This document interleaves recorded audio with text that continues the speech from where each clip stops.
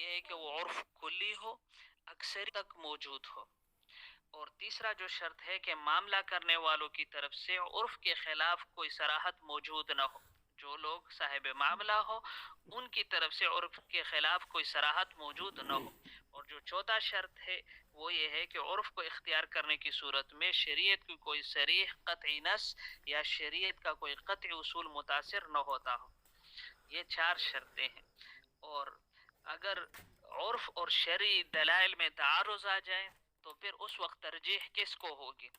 تو اگر عرف عام ہے اور اس کا تعارض آ رہا ہے کسی نص عام کے ساتھ، اور وہ اس طور پر متعارض ہو کہ عرف عام پر عمل کرنے سے نص کا ترک لازم نہ آئے بلکہ نص کی تخصیص لازم آئے، تو اس صورت میں عرف عام کی بنا پر نص عام کی تخصیص درست ہے۔ تخصیص تو درست ہے لیکن نص کو بالکلیہ چھوڑنا درست نہیں۔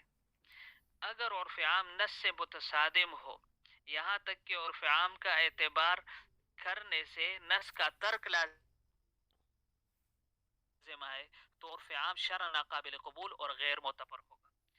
اور جن نصوص کا عرف پر مبنی ہونا ثابت ہو اور متحقق ہو، جس طرح پہلے تعفیف کے مسئلے میں ذکر کیا گیا، تو وہاں پر کہ جن اس نصوص جو عرف پر اس کی بنا ثابت ہے، تو اس بنیاد پر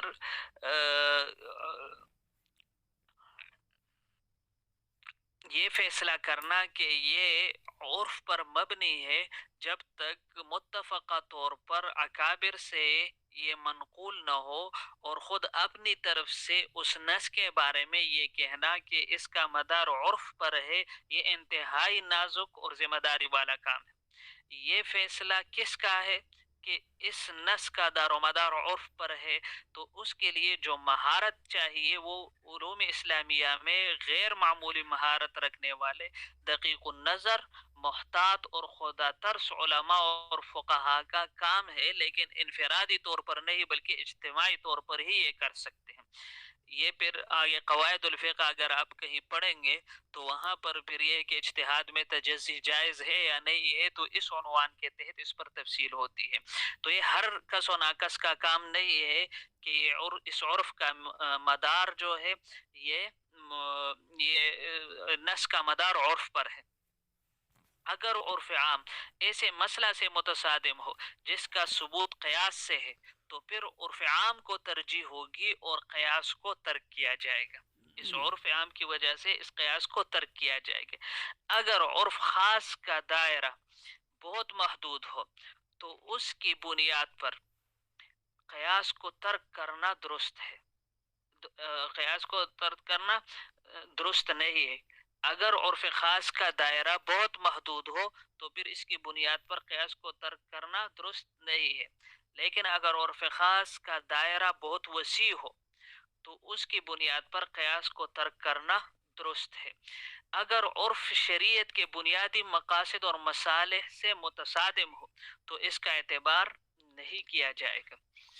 اب یہ ہے کہ عرف کی تبدیلی سے حکم میں تبدیلی ہوگی یا نہیں، جس طرح پہلے اشرف علی تھانوی رحمہ اللہ کا قول ذکر کیا گیا، تو اس میں یہ ہے کہ اگر ظاہر الروایہ کے مسائل میں ہے، اور ظاہر الروایہ کے جو مسائل صریح نصوص یعنی کتاب و سنت سے ثابت ہوں، تو انہیں عرف کی بنیاد پر ترک نہیں کیا جائے گا۔ البتہ ظاہر الروایہ کے جو دوسرے مسائل ہیں جو صریح نصوص سے ثابت نہیں ہے، تو اس کو عرف کی بنا پر ترک کیا جا سکتا ہے۔ اور دوسری بات، اگر ایک مکتب فقہ میں منقول اقوال عرف کے خلاف ہوں اور دوسرے مکتب فقہ میں ایسی رائے موجود ہو جو عرف و عادت کے مطابق ہو، تو ایسی صورت میں عرف کے مطابق حکم کو اختیار کرنا عدول علی المذہب نہیں ہوگا بلکہ عرف کو ہی اختیار کرنا ہے۔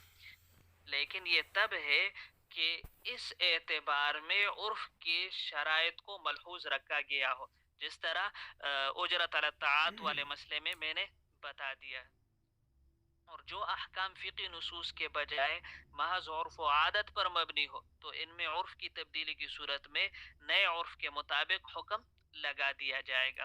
تو یہ عرف کے مطابق جو اہم نوعیت ہے کہ عرف اور عادت کا پس منظر کیا ہے، اس کی حقیقت کیا ہے، مختلف اقسام کیا ہے، اور اس کے معتبر ہونے کی شرطیں کیا ہے، اور پھر عرف کی تبدیلی سے حکم میں تبدیلی ہوگی یا نہیں ہوگی. تو یہ ساری چیزیں یاد رکھنے کی ہے اور بہت اہم چیزیں ہیں. آج اتنا ہی کافی ہے. یہاں تک اگر کسی کا کوئی سوال ہو تو آپ پوچھ سکتے ہیں.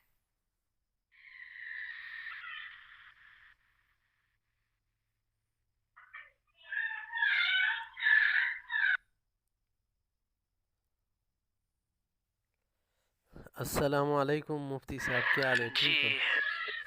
جی ماشاء سوال اللہ. ہو تو پوچھ سکتے ہیں.